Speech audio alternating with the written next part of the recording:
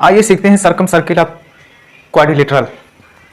ध्यान देना, अगर हमें कोई क्वाड्रिलेटरल दिया हो, ठीक है, और मान लीजिए ये क्वाड्रिलेटरल है, ये लाइंस हैं, ठीक है, और इसके थ्रू जो है जो क्वाड्रिलेटरल बन रहा है उसको कोई सर्किल क्या किया है, सरकम कर लिया, मतलब घेर लिया है। ये देखिए, ठीक। अब हमसे अगर कोई पूछे, मान लीजिए इस लाइन का इक्वेशन L1 है, इसका L2 है, और इसका L3 है, और इसका L4। अब अगर हमें इस तरह से लाइन का इक्वेशन दिए रहे, मीन्स जो क्वाड्रिलेटरल है उसके साइड्स का इक्वेशन हमें पता हो, और कोई सर्किल उसको अगर सरकम कर ले तो उसका इक्वेशन कैसे फाइंड करेंगे? ध्यान देना, हमें कुछ नहीं करना, बहुत आसान है। यहाँ पर देखना क्या करेंगे, जो लाइन आपस में नहीं इंटरसेक्ट कर रहे हैं उनको एक साथ मल्टीप्लाई करेंगे, प्लस जैसे मान लीजिए L1 L2 थे तो उन्होंने नहीं इंटरसेक्ट कर रहे थे तो एक साथ, ठीक है, प्लस उसके बाद L3 L4 आपस में नहीं कर रहे थे, यहाँ पर कोई कांस्टेंट ले लीजिए और इन्हें बराबर 0 कर दीजिए। इनको आप सिंप्लीफाई करिए, इस सर्किल का इक्वेशन आ जाएगा, ठीक है।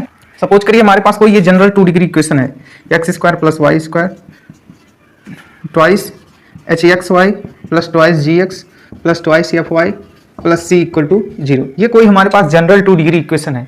तो वही काम जब ये पूरा सॉल्व हो जाए ना, तो आपको क्या करना है, जो कोफिशिएंट ऑफ एक्स वाई होगा उसको क्या करना है, 0 पुट करना। मीन्स जो एक्स वाई का कोफिशिएंट इसमें मिलेगा, जो भी आए, लेमडा के फॉर्म में आएगा या कुछ भी आए, उसको 0 कर देना है। और कोफिशिएंट ऑफ एक्स स्क्वायर और वाई स्क्वायर, ठीक है, मान लीजिए ए एक्स स्क्वायर है, ये बी वाई स्क्वायर है, ठीक है, इसको क्या रखना है, सेम रखना है।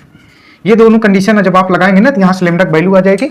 ध्यान देना, ए बी क्या है, coefficient of X square Y square, उसको बराबर रखना है, और जो एक्स वाई वाला टर्म मिले उसको आपको 0 कर देना है। उसके बाद जो बचेगा जो है लेमडा पुट करने के बाद वो आपका सर्किल का इक्वेशन होगा, ठीक है। आइए क्वेश्चन प्रैक्टिस करें। Find the equation of circum circle of the rectangle formed by this line, ठीक है।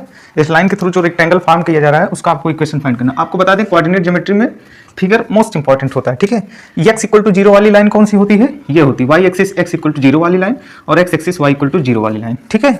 x इक्वल टू 4 सपोज करिए ये कोई लाइन होगा, ठीक, और y इक्वल टू 2 सपोज करिए ये कोई लाइन होगा, ठीक। हमें इसका इक्वेशन निकालना है। आपको क्या करना है, जो लाइन नहीं इंटरसेक्ट कर रहे हैं उनको एक साथ लाओ। जैसे y इक्वल टू 0 वाला इंटू y माइनस 2 वाला मल्टीप्लाई करो, प्लस लेमडा टाइम किसी को भी, चाहे यहाँ पहले x को लिखो चाहे y जिसको मन करे उसको लिखो, ठीक है।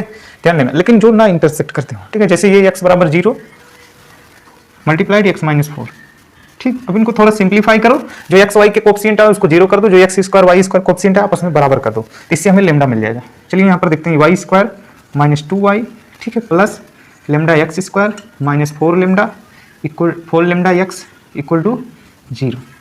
अब आप देख रहे हैं यहाँ पर एक्स वाई का कोफिशिएंट तो नहीं है, कोई दिक्कत नहीं है, लेकिन एक्स और वाई कोफिशिएंट एक्स स्क्वायर और वाई स्क्वायर कोफिशिएंट क्या करना है, इक्वल बनाना है। तो यहाँ लेमडा है, यहाँ 1 है, यानी कि लेमडा की वैल्यू क्या आ गई, 1 आ गई। बस अब लेमडा इसमें पुट कर दो, यही आपकी क्या हो जाएगी, ये जो सर्कम सर्किल होगा ना उसका इक्वेशन होगा।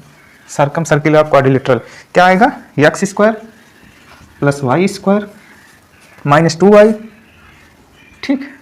उसके बाद माइनस 4x क्योंकि लेमडा की वैल्यू 1 हो गई है, इक्वल टू 0। ये आपकी क्या है, सर्कम सर्किल ऑफ क्वाड्रिलेटरल है। तो आप ऐसे डायरेक्ट निकाल सकते हैं, ठीक है, अगर साइड इक्वेशन दिए हो और सर्किल उसको सरकम कर ले, ठीक है। Thank you.